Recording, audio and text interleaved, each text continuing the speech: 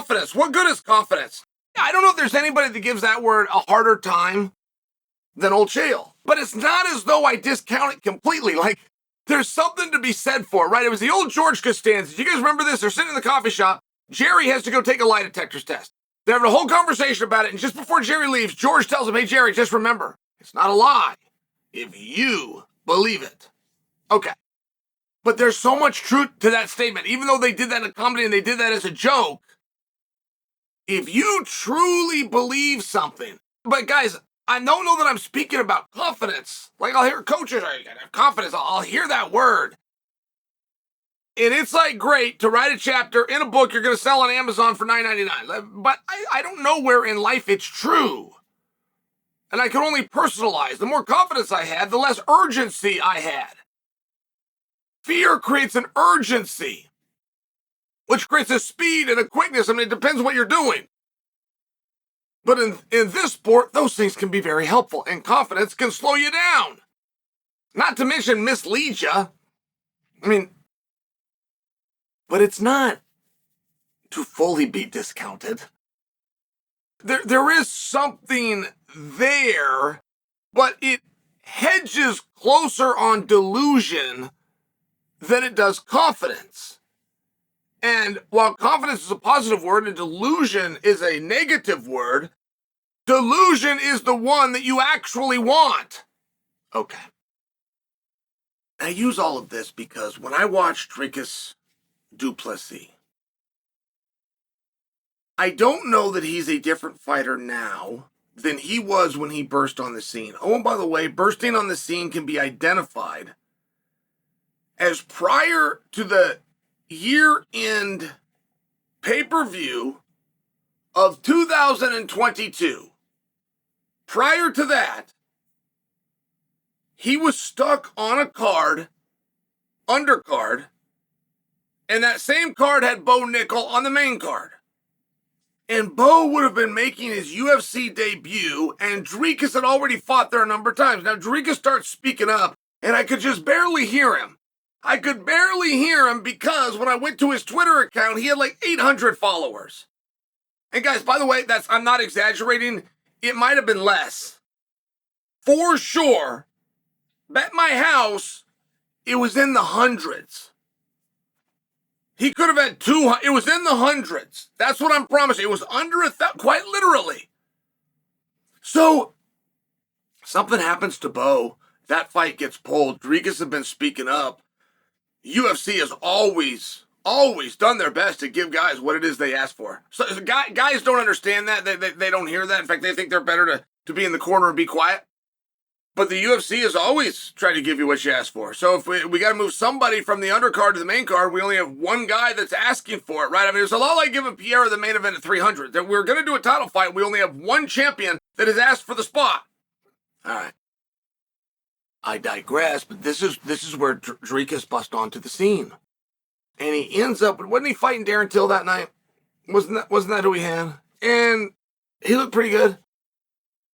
Couldn't go much further than that. He looked pretty good. There was moments of that fight, and if I remember, there was even a round of that fight that Till won. It was a pretty close fight. Came down to the third round. This is on my memory, but I think I'm right on this. And then it turns out that Till was like on one leg out there. He looked pretty good. That's where it ends. Might want to watch himself as he's calling out champion wrestlers, but he looked pretty good.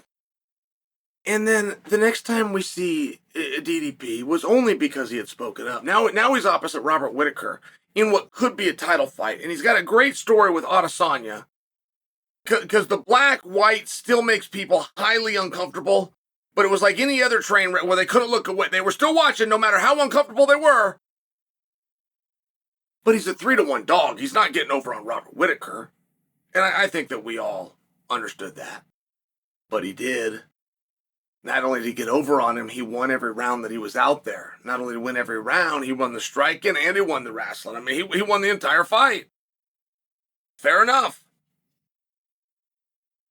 Now, set that aside because he doesn't do any more matches. The next time we see Israel Adesanya, it's against Sean Strickland, and it was the worst we've seen Izzy look. Now, you got a lot of questions for that.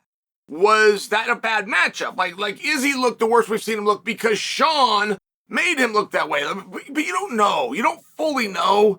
Sometimes you got to see something more than once, and it's one of those situations. And when that fight gets done, as much as Sean had bust on the scene, you still are kind of going, hey, where's Izzy? And Dana himself is going, I'm going to remake that match.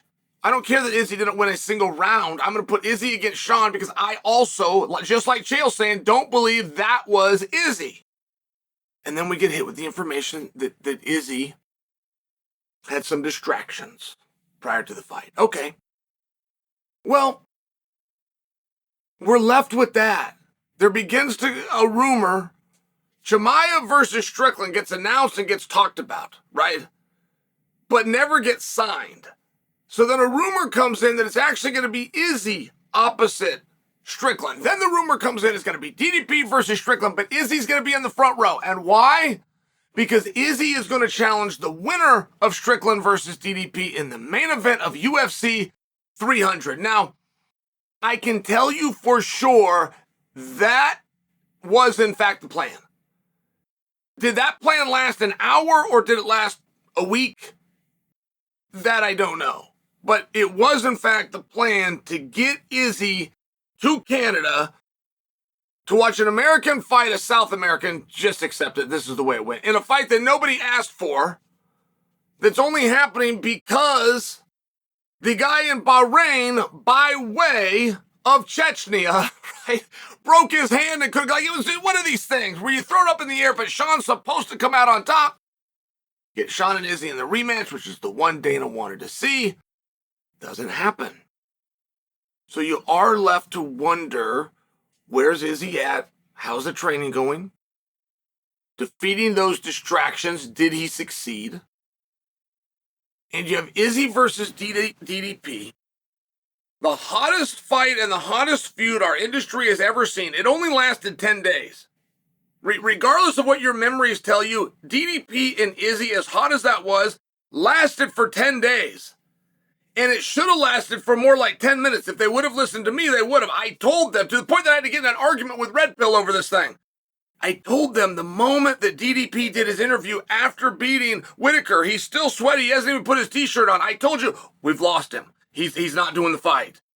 And sure enough, we lost him and he didn't do the fight. So now that we've waited and now that we're here, you've got this feud, and whether both guys have been told, don't talk about it, or the media just got uncomfortable, that I really couldn't tell you. But you have the world's hottest feud, which is the whole reason it's happening. And you got two guys that are being radio silent, but we still are left with a question, who's going to win? And when they were matched up the first time, it was a 3-1 favorite for Izzy. I haven't checked with DraftKings today. I haven't checked to see these odds. But I will predict for you that line is going to be very difficult for you guys to bet. Even if you think Izzy's better, I do believe in August of last year, you think Izzy probably would have stopped him. I don't think that you think he's going to stop him this time. I don't think that you think it's going to be a steamrolling this time. I think that you understand it's going to be a back and forth affair. I think that you understand that there's been a confidence that was gained by DDP, and DDP didn't have it the first time. I know it infuriates him when I say this, but I'm the one telling the story accurately. He didn't have the confidence to fight Izzy the first time, which is why he backed down in the interview right after he fought Whitaker. But I do believe he has the confidence now. I do believe he sincerely, I'm talking DDP, wanted more time to prepare for Izzy. Well, he's got it now. So who would you see the advantage for? Do you still see it 3-1 Izzy? Is it still a walk in the park? They've got a common opponent. They have two common opponents, in fact. Sean Strickland and Robert Whitaker. But they got a difference. Izzy beat one, Izzy lost one. Du Plessis beat one, then he beat the other one. So as you see it, who is the favorite in that fight?